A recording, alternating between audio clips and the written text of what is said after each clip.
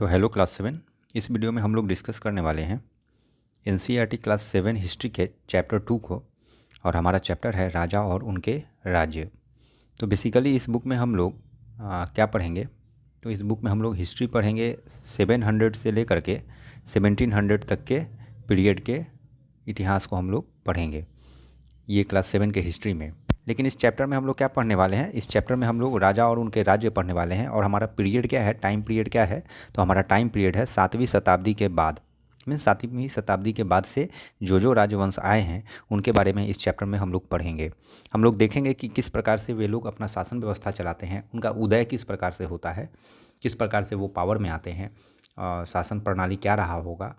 और कुछ चुनिंदे राज्यों को हम लोग पढ़ेंगे, किंगडम्स के बारे में हम लोग पढ़ेंगे। तो चैप्टर शुरू करने से पहले एक मैप दिया गया है। मैप में हम लोग देख रहे हैं कि कुछ किंगडम्स के बारे में चर्चा है यहाँ पर। जैसे आप देख सकते हैं डायनेस्टी है चाहमान, गुर्जर प्रतिहार। वहीं यहाँ पर आप देखेंगे पाल के बारे में, राष्ट्रकूट के बारे में आप देखेंगे। उत्कल जो है ये उड़ीसा वाला रीजन है। यहाँ पर आप देख रहे हैं वेंगी के बारे में, चालुक्य वेंगी। और इसके अलावा आप क्या देखेंगे इस मैप में, तो चोल के बारे में भी देखेंगे कि नीचे दिया गया है।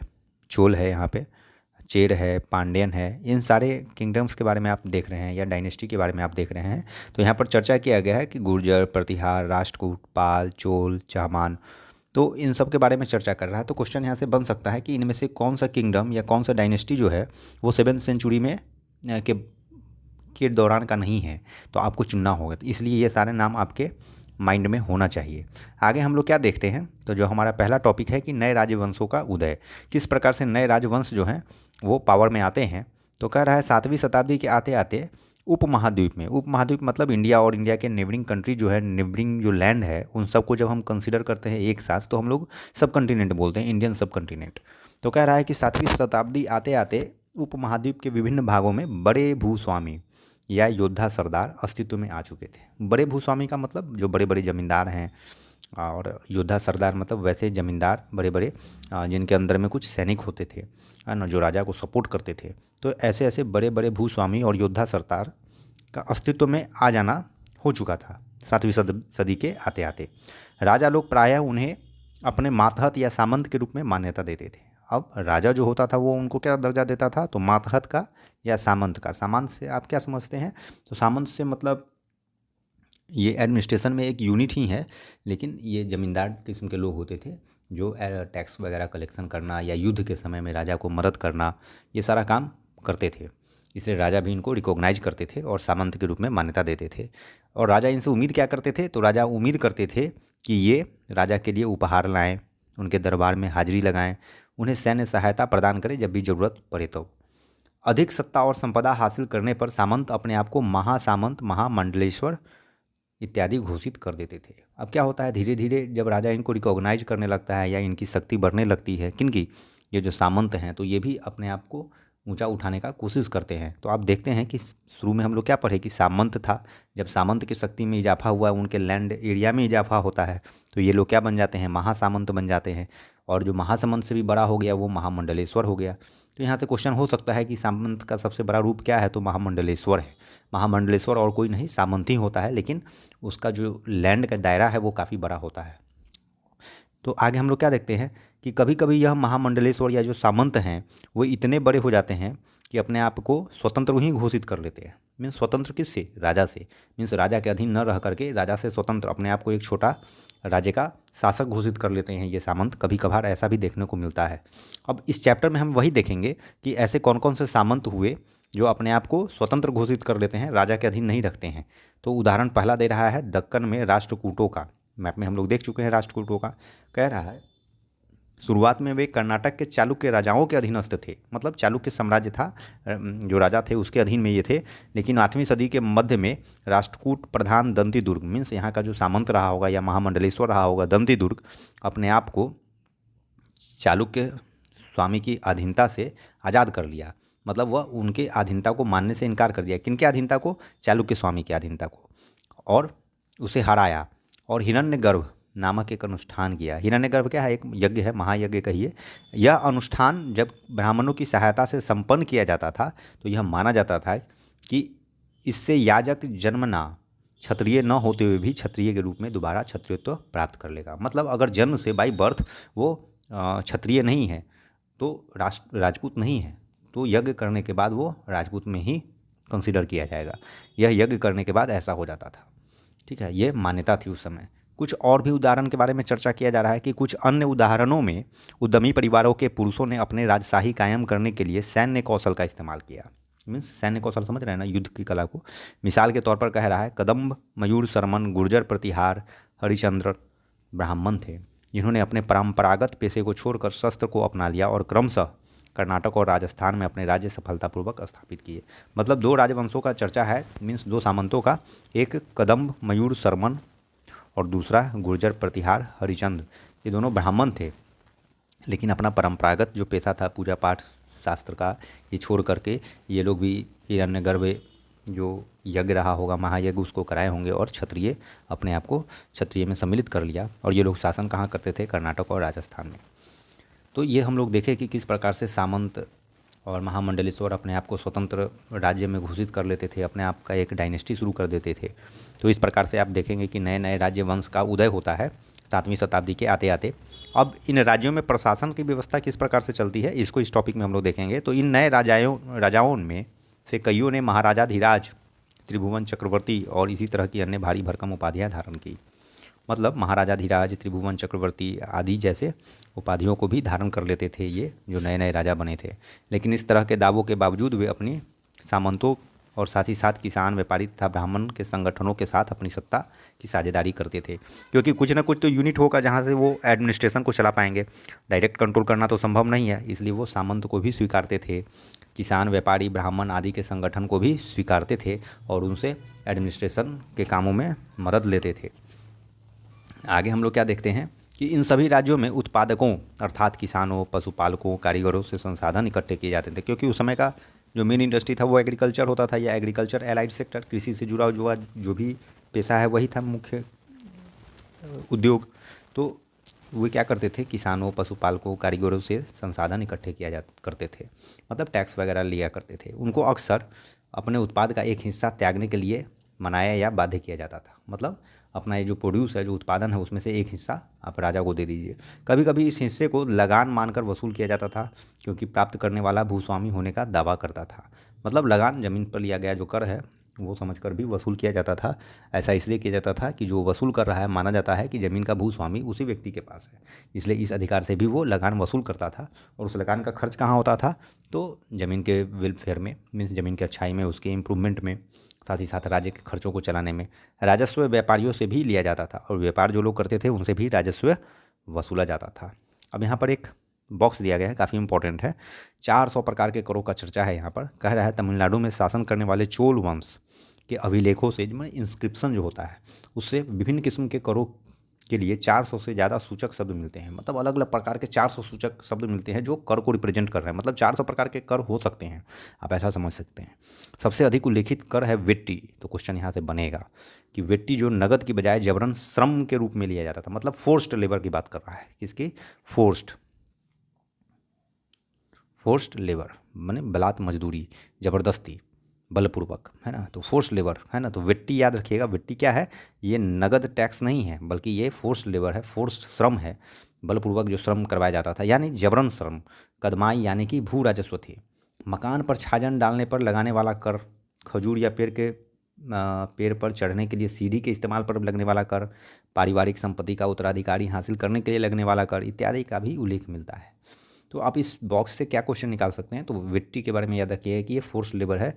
किस शासनकाल में मिलता है? तो चोल वंश के दौरान मिलता है। कहाँ पे? तो तमिलनाडु में, ये याद रखना है। और ये भी आप ध्यान सकते हैं कि 400 करोड़ प्रकार का कर हो सकता है, उस समय रहा हो। और कर क्या क्या चीज़ पर लगता था? तो खजूर, ताड़ के पेड़ पर सीढ़ी लगाने पर भी कर लगता था। पारिवारिक संपत्ति का उत्तराधिकारी हो रहा है कोई नया व्यक्ति, तो जिसमें भी उसको टैक्स देना पड़ता था। ये सब कह रहा है। ये संसाधन राजा की व्यवस्था का वित्तीय आधार बनते थे।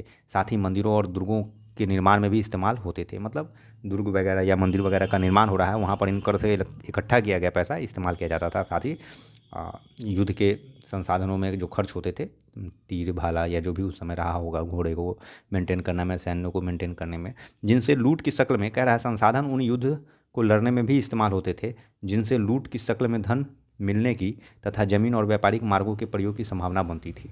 राजस्व वसूली के लिए पदाधिकारियों की नियुक्ति सामान्यतः प्रभावशाली परिवारों के बीच से ही की जाती थी और प्रायः वंशानुगत होती थी। मतलब जो राजस्व वसूलने का काम जिस व्यक्ति को दिया जाता था, यह पारिवारिक होता था। एक ही परिवार के एक पीढ़ी को दिया, फिर अगले पीढ़ी को दे दिया जाता था। तो आप कह सकते हैं कि ये वंशानुगत था व्यवस्था कर वसूलने का। सेना में भी ऐसा ही होता था। कई बार राजा के निकट संबंधी इन ओहदों पर होते थे। मतलब सेना में भी जो बड़ा बड़ा पद है उन सब पर राजा के ही परिवार के या राजा के रिलेटिव फ्रेंड वगैरह ही हुआ करते थे। तो इस प्रकार से आप देख रहे हैं कि राजा अपना कंट्रोल रखने का प्रयास कर रहा है। प्रशस्तियाँ और भूमि अनुदान। प्रशस्तियाँ के बारे में कह रहा है। प्रशस्तियों में ऐसे ब्यौरे होते हैं जो शब्दशः सत्य नहीं हो सकते हैं। मतलब जो प्रशस्ति मिल रहा है, इंस्क्रिप्शन वगैरह जो मिल रहे हैं, उसमें जो वर्ड्स मेंशन है या जो कहा जा रहा है, ज़रूरी नहीं कि 100% सही हो, लेकिन यह हमें यह ज़रूर बताता है कि शासक खुद को कैसा दिखाना चाहता है। जो समय का जो राजा है वो अपने आप को कैसा प्रेजेंट करना चाह रहा है, ये इससे पता चल जाता है। मिसाल के लिए सूरवीर विजयी योद्धा के रूप में दिखाना चाहते हैं वे लोग, इसलिए ना बड़ा बड़ा उपाधि रख रहा है ये लोग। ये विद्वान ब्राह्मणों द्वारा रची गई थी, जो अक्सर प्रशासन में मदद करते थे। अब ये रचता कौन था, ये बनाता कौन था, तो ब्राह्मण लोग करते थे, जो विद्वान होते थे। आगे यहाँ पर नागभट्ट की उपलब्धियाँ दे रहा है, जो आप पढ़ सकते हैं खुद से। यहाँ से काफ़ी इम्पोर्टेंट नहीं है।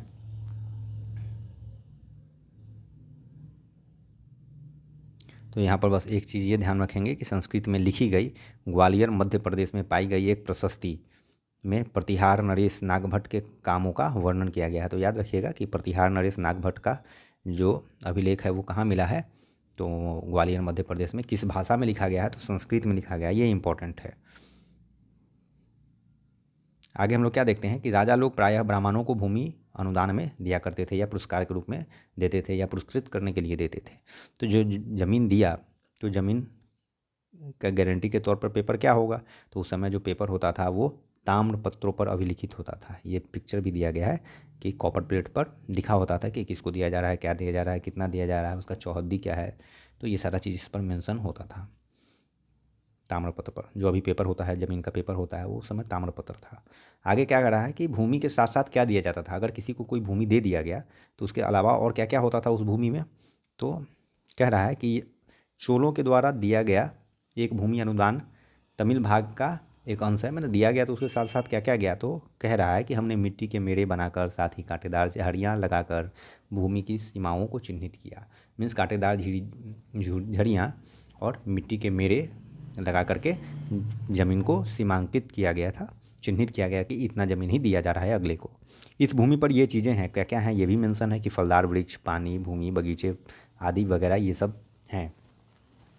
जिसे यह भूमि मिलती है वह इससे कर वसूली कर सकता है। मतलब जिसको यह भूमि दान में दिया गया वह उससे कर वसूल सकता है। वह न्यायाधिकारियों द्वारा जुर्माना के तौर पर लगाए गए कर वसूल सकता है। मीन्स न्यायाधिकारी जो कर लगा रहे हैं उनको वसूल सकता है। तो आदि ये सब चीज़ उस समय ज़मीन के साथ साथ मिलता था। अधिकार भी, या जो ज़मीन के साथ साथ क्या क्या और अन्य चीज़ मिला है, जैसे वृक्ष वगैरह, फल, ये बागीचा, ये सब। कह रहा है 12वीं शताब्दी में एक बृहत संस्कृत काव्य भी रचा गया जिसमें कश्मीर पर शासन करने वाले राजाओं का इतिहास दर्ज है।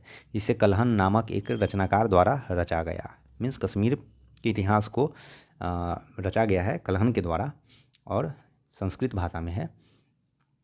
कल्हन ने अपने वृत्तांत लिखने के लिए शिलालेखों, दस्तावेजों, प्रत्यक्षदर्शियों के वर्णनों एवं पहले से इतिहासों में समेत अनेक तरह के स्रोतों का इस्तेमाल किया।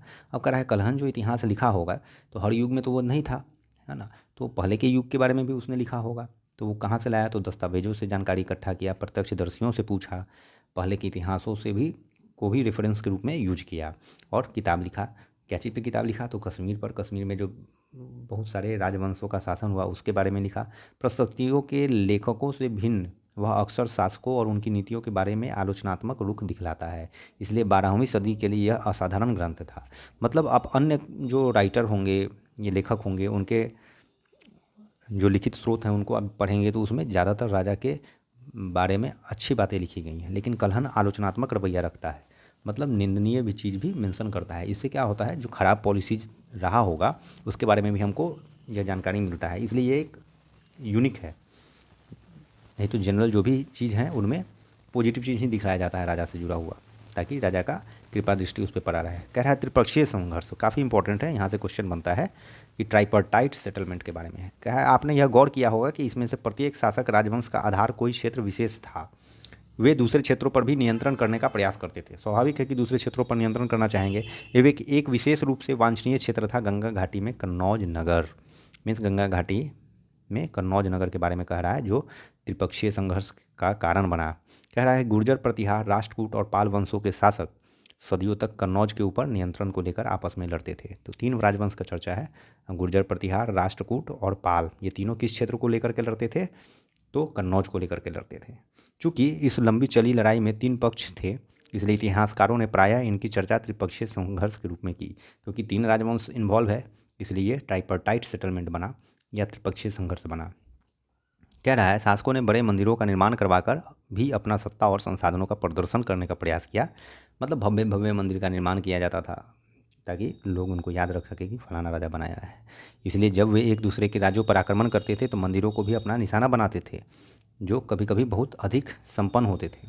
मतलब जो एक राजा दूसरे राज्य पर हमला किया, अगर जीत रहा है तो वहाँ के मंदिरों को तुड़वा दिया ताकि उस राजा के अवशेषों को ख़त्म किया जा सके, उसके नाम निशान को मिटाया जा सके। कह रहा है अफगानिस्तान के गजनी का महमूद ऐसा ही एक शासक है जो मंदिरों को तुड़वाने का काम करता था। उसने धार्मिक पूर्वाग्रह से प्रेरित हो उपमहाद्वीप पर 17 बार हमला किया। मतलब गजनी जो था, महमूद गजनी, वो अफ़गानिस्तान का था, लेकिन वो कट्टर मुसलमान को फेवर करने वाला था राज शासक। और इस धार्मिक प्रवृत्ति से वो क्या था, प्रेरित था, और उसने भारत पर 17 बार हमला किया। और यह पीरियड कब से कब है? तो 1000 से 1025 तक। तो याद रखने का चीज़ है। उसका निशाना था संपन्न मंदिर, जिनमें गुजरात का सोमनाथ मंदिर भी शामिल है। मतलब वो जो भी मंदिर ज़्यादा फेमस था, प्रसिद्ध था, उस पर वो हमला करता था, जिसमें उदाहरण क्या है, सोमनाथ मंदिर जो गुजरात में अवस्थित है। कह रहा है महमूद जो धन उठा ले गया उसका बहुत बड़ा हिस्सा गजनी में एक वैभवशाली राजधानी के निर्माण में खर्च हुआ। अब यहाँ से जो लूट करके वो ले जाता था, वो वहाँ गजनी में एक भव्य राजधानी का निर्माण करने में खर्च कर रहा था। युद्ध करने वाले दूसरे राजाओं में चाहवान भी थे, चौहान, जो बाद में चौहान के रूप में जाने गए। वे दिल्ली और अजमेर के आसपास के क्षेत्रों में शासन करते थे। उन्होंने पश्चिम और पूर्व की ओर अपने नियंत्रण क्षेत्र का विस्तार करना चाहा, जहां उन्हें गुजरात के चालुक्यों और पश्चिमी उत्तर प्रदेश के गढ़वालों से टक्कर लेनी पड़ी। मतलब कह रहा है कि किस प्रकार से वो दिल्ली और अजमेर के क्षेत्रों में के आसपास शासन करता था और अपने आप को एक्सपेंड भी करना चाह रहा था, अपने एम्पायर को। चाहमान शासक पृथ्वीराज तृतीय 1168 से 1192 तक शासन करते हैं, जिसने सुल्तान मोहम्मद गोरी नामक तुर्क शासक को 1191 में हराया। मीन्स तराइन के युद्ध के बारे में यहाँ पर बात हो रहा है। तराइन का 2 युद्ध हुआ था। पहला युद्ध 1191 में हुआ था, जिसमें पृथ्वीराज चौहान ने मोहम्मद गोरी को हराया, लेकिन दूसरे ही साल 1192 में मोहम्मद गोरी ने पृथ्वीराज चौहान को हरा दिया। आगे हम लोग क्या देखते हैं? तो आगे हम लोग देखते हैं चोल राज्य के बारे में। उरैयूर से तंजावुर तक यह उसका रेंज बता रहा है कि चोल वंश सत्ता में कैसे आए। तो कावेरी डेल्टा में मुटरियार नाम से प्रसिद्ध एक छोटे से मुखिया परिवार की सत्ता थी। मुटरियार नाम से एक छोटा सा मुखिया परिवार था। वे कांचीपुरम के पल्लव राजाओं के मातहत थे, मीन्स सामंत। कांचीपुरम के पल्लव राजाओं का सामंत था ये परिवार। उड़ियार के चोल वंशीय प्राचीन मुखिया परिवार के विजयालय ने 9वीं सदी के मध्य मुटियारों को हराकर इस डेल्टा पर कब्जा जमाया। मीन्स अब अपने आप को स्वतंत्र स्थापित कर दिए। उसने वहाँ तंजावुर शहर और निशुंभ सूदनी देवी का मंदिर बनवाया। जब जीत लिया उस डेल्टा वाले रीजन को, तो वहाँ पर तंजावुर शहर को स्थापित किया और निशुंभ सूदनी देवी का मंदिर भी बनवाया। आगे हम लोग क्या देखते हैं? आगे हम लोग, ये मैप में दिखलाया गया है, ये रीजन है, यहाँ पर चोल है, उसके क्षेत्रों को दिखाया गया है। तो हम लोग क्या देखते हैं? विजयालय के उत्तराधिकारियों ने पड़ोसी इलाकों को जीता और उसके राज्य और अपने क्षेत्रफल तथा शक्ति दोनों को बढ़ाता गया। मीन्स अगल बगल के राज्यों को जीता और अपने क्षेत्र को बढ़ाता गया। दक्षिण और उत्तर के पांड्यन और पल्लव के इलाके इस राज्य का हिस्सा बना लिए गए।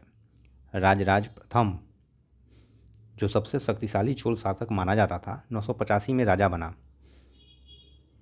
और उसी ने इनमें से ज़्यादातर क्षेत्रों पर अपना नियंत्रण विस्तार किया। मतलब आपको ये चीज़ याद रखना है कि चोल का स्थापना कौन किया? तो विजयालय। और जो सबसे प्रसिद्ध शासक बना वो राजराज प्रथम बना, जो ज़्यादातर क्षेत्रों पर अपना नियंत्रण स्थापित किया। उसने साम्राज्य के प्रशासन का भी पुनर्गठन किया। राजराज के पुत्र राजेंद्र प्रथम ने उसकी नीतियों को जारी रखा और उसने गंगा घाटी, श्रीलंका तथा दक्षिण पूर्व एशिया के देशों पर हमला भी किया। इन अभियानों के लिए उसे एक जल सेना भी बनाई, मीन्स नेवी को भी इस्टेब्लिश किया। कौन किया? राजेंद्र प्रथम। तो 3 राजाओं का चर्चा है, पहला विजयालय, दूसरा राज प्रथम, तीसरा राजेंद्र प्रथम। तो श्रीलंका वगैरह पर कब्जा करने का श्रेय किसको जाता है? राजेंद्र प्रथम को। तो यहाँ से क्वेश्चन बनेगा। आगे क्या है? भव्य मंदिर और कांस्य मूर्तिकला। राज और राजेंद्र प्रथम द्वारा बनवाए गए तंजावुर और गंगाईकोंडा चोलापुरम के बड़े मंदिर स्थापत्य और मूर्तिकला की दृष्टि से एक चमत्कार है। मतलब इन क्षेत्रों में इसका विशेष रुचि था और डेवलपमेंट भी देखने को मिलता है। आगे हम लोग क्या देखते हैं? चोल मंदिर अक्सर अपने आसपास विकसित होने वाले बस्तियों के केंद्र बन गए। मतलब सेंटर में होता था मंदिर, चोल मंदिर। ये शिल्प उत्पादन के केंद्र थे। यह मंदिर शासकों तथा अन्य लोगों द्वारा दी गई भूमि से भी संपन्न हो गए थे। इस भूमि की उपज उन सारे विशेषज्ञों का निर्वाह करने में खर्च होती थी जो मंदिर के आसपास रहते और उसके लिए काम करते थे। जैसे मतलब मंदिर के आसपास कौन होंगे? पुरोहित, मालाकार, बावर्ची, मेहतर, संगीतकार, नर्तक आदि। दूसरे शब्दों में मंदिर सिर्फ पूजा आराधना का स्थान नहीं था, वे आर्थिक, सामाजिक और सांस्कृतिक जीवन के केंद्र भी थे, क्योंकि तीनों चीज़ों का संगम वहाँ देखने को मिलता है। आर्थिक गतिविधि भी बढ़ गया, लोगों के आवागमन से वहाँ पर बसने के कारण सामाजिक मेल मिलाप भी बढ़ रहा है और सांस्कृतिक जीवन भी सुदृढ़ हो रहा है। कह रहा है मंदिरों के साथ जुड़े हुए शिल्पों में सबसे विशिष्ट था कांस्य प्रतिमाएं बनाने का काम। अभी बहुत इंपॉर्टेंट है, यहाँ से क्वेश्चन ऑब्जेक्टिव में आना ही है कि कांस्य प्रतिमा सबसे प्रसिद्ध कहाँ, किस वंश का है? तो चोल कांस्य प्रतिमाएं संसार की सबसे उत्कृष्ट कांस्य प्रतिमाओं में गिनी जाती हैं। नटराज जो आप देखते हैं, ज़्यादातर प्रतिमाएं देवी देवताओं की होती थी, लेकिन कुछ प्रतिमाएं भक्तों की भी बनाई गई। अब कृषि और सिंचाई की व्यवस्था के बारे में कह रहा है कि चोलों की कई उपलब्धियां कृषि में हुए नए किसानों विकासों के माध्यम से संभव हुई। मतलब डेवलपमेंट हो रहा था, उसके कारण सिंचाई व्यवस्था सुदृढ़ हुआ। गौर कीजिए कि कावेरी नदी बंगाल की खाड़ी में मिलने से पहले कई छोटी छोटी शाखाओं में बढ़ जाती हैं। मतलब चैनल बना दिया गया नदी में। ये शाखाएं बार बार पानी उलीचती हैं, जिससे किनारों पर उपजाऊ मिट्टी जमा होती रहती हैं। शाखाओं का पानी कृषि, विशेषतः चावल की खेती के लिए आवश्यक आर्द्रता का मुहैया कराता है। मतलब जितना वाटर का रिक्वायरमेंट है राइस के कल्टीवेशन के लिए, वो ये चैनल के जरिए हो जाता था। हालांकि तमिलनाडु के दूसरे हिस्सों में कृषि पहले ही विकसित हो चुकी थी, पर 5वीं या 6वीं सदी में आकर के इस इलाके में बड़े पैमाने पर खेती शुरू हो गई। कुछ इलाकों के जंगलों को साफ किया जाना था और दूसरे इलाकों में ज़मीन का समतल किया जाना। डेल्टा क्षेत्रों में बाढ़ को रोकने के लिए तटबंध भी बनाए गए थे और पानी को खेतों तक ले जाने के लिए नहरों का निर्माण होना था। कई क्षेत्रों में एक साल में 2 फसलें उगाई जाती थी। तो याद रखिएगा, एक क्षेत्र में साल में 2 फसलें भी उगती थी चोल राजवंश में। कई जगहों पर फसलों की सिंचाई कृत्रिम रूप से करना जरूरी था। सिंचाई के लिए कई पद्धतियाँ अपनाई जाती थी। कुछ इलाकों में कुएं खोदे जाते थे, कुछ अन्य जगहों में बारिश के पानी इकट्ठा करने के लिए विशाल सरोवर बनाए जाते थे। मतलब रेन वाटर हार्वेस्टिंग भी देखने को मिलता है और ये वेल्स का भी चर्चा है यहाँ पर। स्मरण रहे कि सिंचाई के काम में योजना की ज़रूरत होती है। श्रम और संसाधन को व्यवस्थित करना, इन कामों की देखरेख करना तथा पानी का बंटवारा जैसे काम किए जाते थे। ज़्यादातर नए शासकों साथ ही साथ गांव में रहने वाले लोग इन गतिविधियों में सक्रिय रूप से दिलचस्पी दिखाई, क्योंकि ज़्यादातर गांव के लोग ही एग्रीकल्चर पर फुल्ली डिपेंडेंट होते थे। साम्राज्य का प्रशासन, अब प्रशासन किस प्रकार से चलता है? तो प्रशासन किस प्रकार संगठित था? तो कह रहा है किसानों की बस्तियाँ जो उड़ कहलाती है। तो याद रखना है, किसानों की बस्तियाँ उड़ कहलाती हैं। उड़ सिंचित खेती के साथ बहुत समृद्ध हो गई। मतलब ये उड़ जो है काफ़ी समृद्ध हो गया। इस तरह के गाँवों के समूह को नाडू कहते हैं। जब कुछ उड़ को आप आपस में मिला दीजिए तो नाडू बन गया। ग्राम परिषद और नाडू न्याय करने और कर वसूलने जैसे कई प्रशासकीय काम करते थे। मीन्स ग्राम परिषद या नाडू जो है वो न्याय से संबंधित चीज़ों पर या कर वसूलने के चीज़ों पर काम करते थे। धनी किसानों को केंद्रीय चोल सरकार की देखरेख में नाडू के कामकाज में अच्छा खासा नियंत्रण हासिल होता था। मतलब धनी किसान जो बड़े किसान होते थे, उनमें से कई धनी भूस्वामियों को चोल राजाओं ने सम्मान के रूप में मूवेंदलम, तीनों राजाओं को अपनी सेवा प्रदान करने वाला वेलन या किसान, अरैयार माने प्रधान है, जैसी उपाधि दी। मतलब ये मूवेंद वेलन क्या है? तो एक उपाधि है। अरैयार क्या है? एक उपाधि है। माने जो धनी किसान होंगे, बड़े बड़े किसान होंगे, ऐसे उपाधियाँ उनको दी जाने लगी। कौन देता था? तो चोल राजा। तो ये था। यहाँ पर हम देख रहे हैं कि भूमि के प्रकार के बारे में वर्णन है कि चोल अभिलेखों में भूमि की विभिन्न कोटियों का उल्लेख मिलता है। विल्लन वगाई, गैर ब्राह्मण कृषि स्वामी की भूमि को ब्रह्मदेय कहते हैं। ब्राह्मणों को उपहार में दी गई भूमि को क्या कहा जाता है? सालाभोग कहा जाता है। तो यहाँ से क्वेश्चन बनना ही है। किसी विद्यालय के रखरखाव के लिए जो भूमि दिया जाता था देवदान या तिरुन मट्टकनी कहा जाता था उसको। मंदिर को उपहार के में दी गई भूमि को क्या कहा जाता था? पल्ली चंदम। तो इस प्रकार से आप देख सकते हैं कि अलग अलग भूमि का अलग अलग नाम था। जो अलग अलग पर्पज से भूमि दान दिया जाता था, उस भूमियों को हम लोग अलग अलग नाम से पुकारते थे चोल वंश के समय में। तो हमने देखा है कि ब्राह्मण को समय समय पर भूमि अनुदान या ब्रह्मदेय प्राप्त हुआ है। परिणाम स्वरूप कावेरी घाटी और दक्षिण भारत के दूसरे हिस्सों में ढेरों ब्राह्मण बस्तियां अस्तित्व में आ गई। प्रत्येक ब्रह्मदेय की देखरेख प्रमुख ब्राह्मण भूस्वामियों की सभा के द्वारा की जाती थी। ये सभाएं बहुत कुशलतापूर्वक काम करती थी। इनके निर्णय शिलालेखों में प्रायः मंदिर की पत्थरों दीवारों पर दर्ज कराए जाते थे। नगरम के नाम से ज्ञात व्यापारियों के संघ भी अक्सर शहरों में प्रशासनिक कार्य संपादित करते थे। नगरम नगरम किसका समूह है? तो व्यापारियों का, याद रखना है। तमिलनाडु के चिंगलपूट जिले के उत्तर मेरू से प्राप्त अभिलेखों में इस बात का सविस्तार वर्णन है कि ब्राह्मण की सभा का संगठन कैसा था। सिंचाई के कामकाज, अब याद रखिएगा, चिंगलकूट में उत्तर मेरू में जो अभिलेख मिलता है उसमें ब्राह्मणों की सभा का संगठन कैसा था इसके बारे में वर्णन है। सिंचाई के कामकाज, बाग बगीचे, मंदिर इत्यादि की देखरेख के लिए सभा में विभिन्न समितियां होती थी। इनके सदस्यता के लिए जो लोग योग्य होते थे उनके नाम तालपत्र के छोटे टिकटों पर लिखे जाते थे और मिट्टी के बर्तन में रख दिए जाते थे। और किसी छोटे लड़के को हर समिति के लिए एक के बाद एक टिकट निकालने के लिए कहा जाता, मतलब लॉटरी सिस्टम है ना। लॉटरी सिस्टम के जरिए चयन किया जाता था। अब कौन सदस्य बनेगा इसका भी कुछ क्राइटेरिया है। तो यहाँ पर क्राइटेरिया मेंशन है कि जहाँ से भूस्वामी रज कह रहा है कि सभा की सदस्यता के लिए इच्छुक लोगों को ऐसी भूमि का स्वामी होना चाहिए जहाँ से भू राजस्व वसूला जाता है। उनके पास अपना घर होना चाहिए। उम्र 35 से 70 साल के बीच में होना चाहिए। उन्हें वेदों का ज्ञान होना चाहिए। उन्हें प्रशासनिक मामलों की अच्छी जानकारी होनी चाहिए और ईमानदार होना चाहिए। यदि कोई पिछले 3 सालों से किसी समिति का सदस्य रहा है तो वह किसी और समिति का सदस्य नहीं बन सकता है। तो आप देख रहे हैं कितना अच्छा रूल एंड रेगुलेशन बनाया गया है। तो ये क्वेश्चन होगा एनसीईआरटी के बुक में। तो ये भी ध्यान रखना है कि सर्टेन रूल्स था, वो बनाया गया था इन सब चीज़ों के लिए। तो ये था हमारा चैप्टर जो काफ़ी इंपॉर्टेंट है। यहाँ पर आप देख सकते हैं एडमिनिस्ट्रेशन में ये याद रखना है कि उड़ क्या होता है ना। यहाँ से क्वेश्चन बनता है। उड़ सबसे छोटा हो गया, उड़ के बाद क्या बना? नाडू बना। ठीक है, तो ये ध्यान रखना है हम लोगों को। तो ये था हमारा चैप्टर नंबर 2 जो एनसीईआरटी क्लास 7 का था। Thank you. चैनल को सब्सक्राइब जरूर करें।